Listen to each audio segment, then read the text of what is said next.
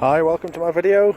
This video is aiming to show you how to repair and adjust a BMW Mini Convertible roof support strings. Now I noticed on my car, on the other side, if I come around here,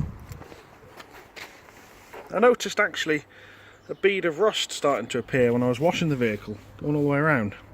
So what I decided to do was take the spring assembly out, which literally is two splined bolts. You see the lower one there was actually rusting. Two spline bolts. They are T30s. And I decided to take it out and investigate. When you pull it out, it comes out in a tube assembly like this white tube.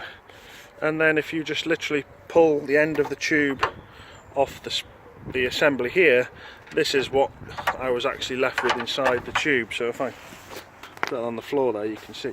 Now, the spring is breaking up, you can see, and inside this tube is the spring. So obviously on mine, the spring is corroded.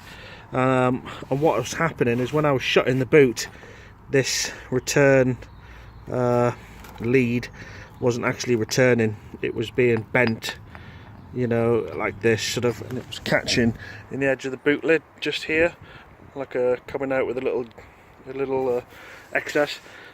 So it looks broken. I don't think there's much I can do with that. I might take the spring out. I'm going to give it a good clean up.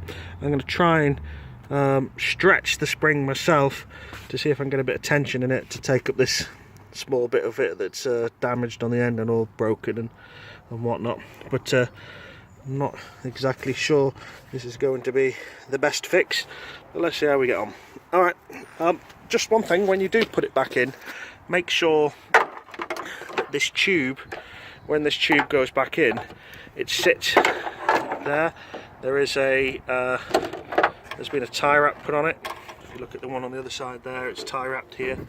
So just make sure you get it back in the tie wrap, or you take this tie wrap off and put the other one in to stop it rattling around.